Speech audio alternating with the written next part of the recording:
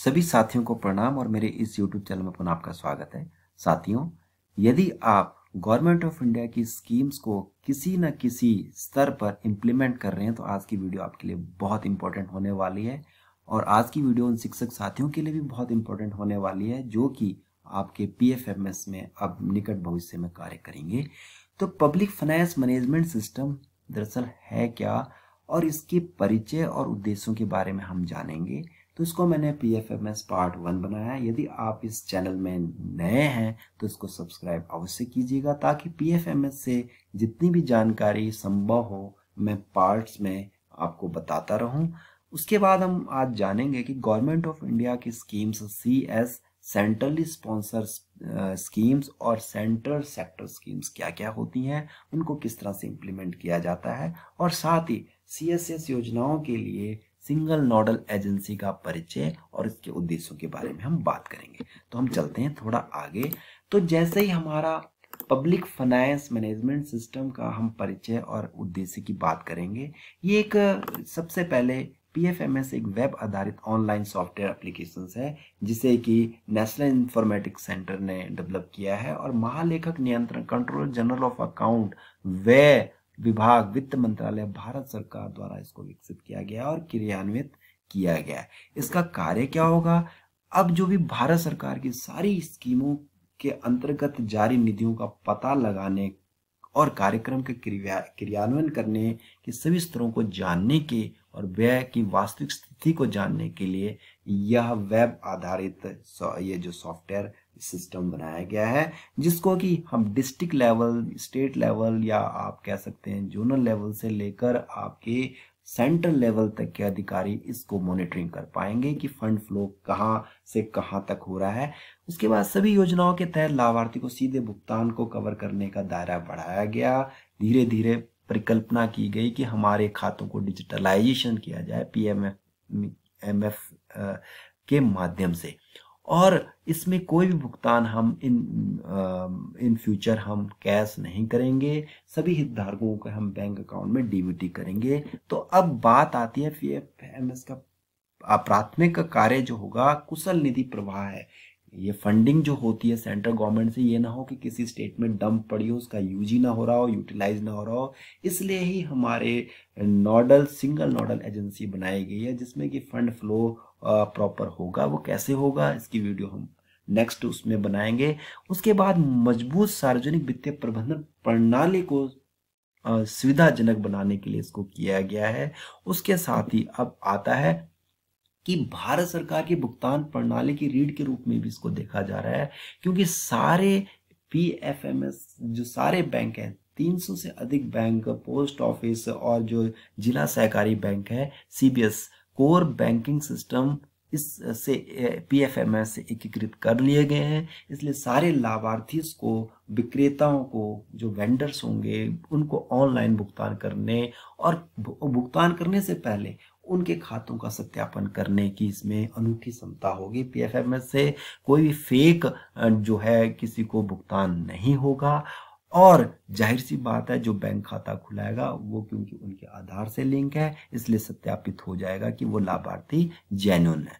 उसके बाद PFMS भारत सरकार की डिजिटल इंडिया के पहल के हिस्से के रूप में भी हितधारकों को एक वास्तविक समय सीमा होगी कि भी इस माह में इतने महीने तक ये पेमेंट हो जानी चाहिए, इतने दिनों तक पेमेंट हो जानी चाहिए, और इसमें विश्वसनीयता भी बनी रहेगी और सार्थक प्रबंधन सूचना प्रणाली के प्रभारी निर्णय समर्थन प्रणाली प्रदान करता है। इसका मतलब ये हो गया कि लाभार्थी को टाइम लिमिट्स में हमें पेमेंट देनी होगी, अन्यथा की स्थिति में हम ये PFMS जो है रेगुलेटरी और मॉनिटरिंग करते हुए समझ जाएगा कि हाँ पेमेंट नहीं की है और वो पेमेंट डंप होती है इन केस में, तो उसकी जवाबदेही आपके लोगों की होगी जो भी आपके नोडल एजेंसीज इस पे काम करेंगी। उसके बाद हम चलते हैं थोड़ा आगे। तो गवर्नमेंट ऑफ इंडिया की स्कीम्स को जानना भी बहुत जरूरी है। हमारी जो गवर्नमेंट ऑफ इंडिया की स्कीम्स हैं, एक होती है सेंट्रल सेक्टर स्कीम, उसको CS से एब्रीविएट करेंगे, केंद्रीय क्षेत्र की योजनाएं। उसमें 100% funded by the union of government और जो आपकी सेंट्रल गवर्नमेंट उसमें 100% शेयर उसका होता है और वही इम्प्लीमेंट करती है। स्टेट गवर्नमेंट उसमें कोई भी हिस्सा स्टेट गवर्नमेंट का नहीं होता उसमें खर्चे में। उसके बाद होती है केंद्र प्रायोजित योजनाएं, जिसे कि सेंट्रली स्पॉन्सर स्कीम कहेंगे, CSS कहेंगे। इसमें क्या होता है कि कुछ अमाउंट हमारी सेंटर की होती है और कुछ अमाउंट हमारी स्टेट की होती है। जैसे जैसे स्टेट की अगर आपकी पर कैपिटा इनकम बहुत ज़्यादा है तो उस केस में हमारी सेंटर जो स्पॉन्सर स्कीम में सेंट्रल गवर्नमेंट का शेयर कम होता है और स्टेट गवर्नमेंट का शेयर ज़्यादा होता है। तो इस तरह से 50-50, 30-70, 90-10 इस तरह से रेशोज में सेंट्रल स्पॉन्सर स्कीम्स को इम्प्लीमेंट किया जाता है।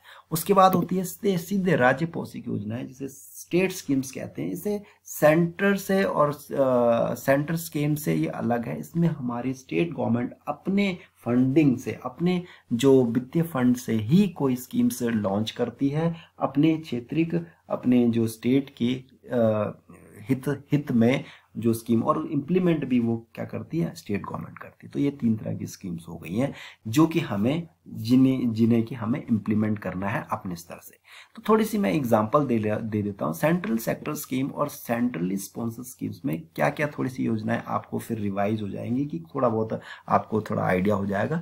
फैमिली वेलफेयर स्कीम्स है, जैसे scholarship for college and university student, जैसे कि हमारा एक पोर्टल होता है नेशनल स्कॉलरशिप पोर्टल, तो वो सारा सेंट्रली सेक्टर स्कीम्स के माध्यम से होता है, उसमें स्टेट का कोई भी शेयर नहीं होता। और जैसे कि national mean cum merit scholarship scheme, NMMS जो SSB स्कीम है, ये सारी सेंटर से हमें, तो ये लगभग 740 स्कीम हैं जो सेंट्रल सेक्टर स्कीम्स है। उसके बाद सेंट्रली स्पॉन्सर स्कीम दरअसल मिशन से रिलेटेड जो जितने भी हैं, नेशनल हेल्थ मिशन हो गया, स्वच्छ भारत मिशन हो गया, नेशनल एजुकेशन मिशन में समग्र शिक्षा हो गया, रमसा हो गया, national programme of mid day meal, जो मिड डे मील हमारे बच्चों को दिया जाता है 1st से लेकर 8 तक, वो हमारी सेंट्रल स्पॉन्सर स्कीम है। तो ये प्रत्येक वित्तीय वर्ष में सेंट्रल सेक्टर स्कीम और सेंट्रल स्पॉन्सर स्कीम की क्या होती है, कम ज़्यादा हो सकती हैं। लगभग ये 673 स्कीम्स जो है सेंट्रली स्पॉन्सर स्कीम थी 2020 में, उसके बाद इस साल थोड़ी कम हो गई है। तो ये हर वित्तीय वर्ष में चेंज हो जाती हैं। और उसके बाद जो राज्य स्टेट पोषित योजना है, क्योंकि हम उत्तराखंड से बिलोंग करते हैं, तो यहाँ गौरा देवी कन्या धन योजना है, आजकल उत्तराखंड किसान पेंशन योजना है, उत्तराखंड मुख्यमंत्री आपके वात्सल्य योजना है, और आजकल चल रहा है आंचल अमृत योजना, जो कि बच्चों को न्यूट्रिशन मिल्क प्रोवाइड कर रहा है, जो कि बच्चे पढ़ रहे हैं 1 से लेकर 8 तक। तो इस तरह से स्टेट की भी योजना है इस तरह से।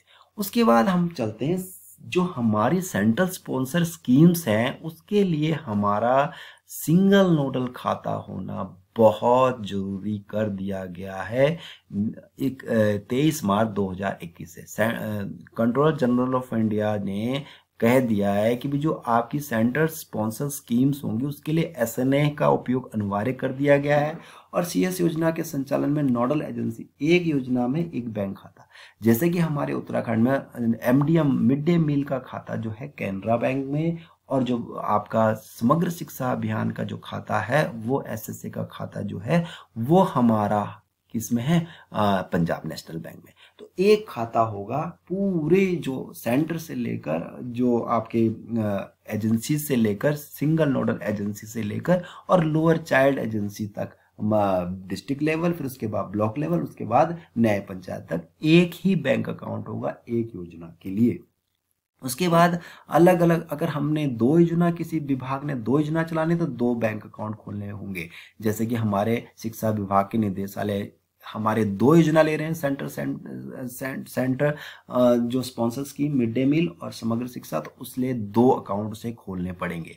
और राज्य स्तर पर एकल नोडल खाता, सिंगल नोडल अकाउंट होगा, और सिंगल नोडल खाता में ही सारी राशि क्या होगी, ट्रांसफर होगी सेंटर से। और उसके बाद जो है चाइल्ड एजेंसी को हमारी ड्राइंग लिमिट प्रोवाइड की जाएगी। चाइल्ड एजेंसी सीधे नोडल अकाउंट से सीधे उनमें ट्रांसफर नहीं होगा, उनकी ड्राइंग लिमिट तय होगी। जैसे कि जिस स्कूल में ज़्यादा छात्र होंगे वहाँ ड्राइंग लिमिट जो नोडल अकाउंट होगा, सिंगल नोडल अकाउंट, वो ज़्यादा तय करेगा। माना कि उन्होंने ड्राइंग लिमिट 20,000 की है, तो आप उस 20,000 की फंडिंग से ही आप क्या करेंगे, अपने विद्यालय का सौंदर्यीकरण या किसी तरह से भी करेंगे और उसके बिल जनरेट ऑनलाइन होंगे, तो ऑडिट भी ऑनलाइन होगा। इससे हम थोड़ा बच जाएंगे। और उसके साथ ही कहीं शिक्षक साथियों की थोड़ी क्वेरी थी कि हमारे अकाउंट्स जो है सिंगल नोडल जो अकाउंट है बहुत दूर दूर है, तो उससे कोई लेना देना नहीं। यदि अकाउंट ना भी होता तो तब भी सारे फंड जो हमारे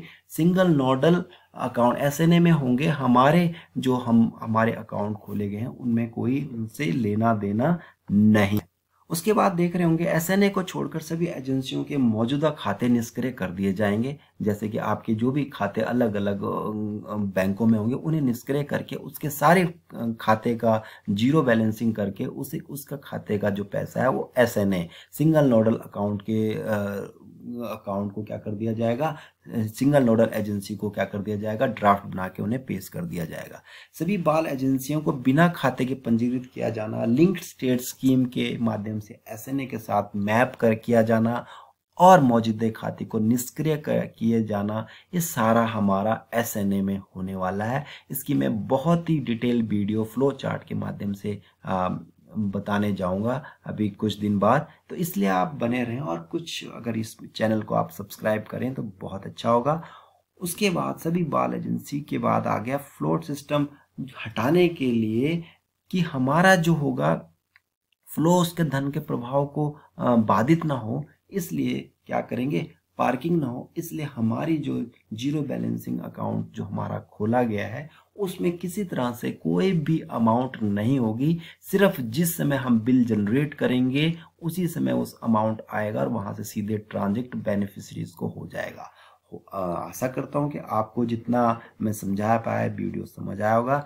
धन्यवाद। अब नई जो वीडियो होगी उसमें हम एसएनए को डिटेल्स में समझने का प्रयास करेंगे, फ्लो चार्ट में कि किस तरह से उसके यूजर्स होंगे और किस तरह से वो इम्प्लीमेंट होगा।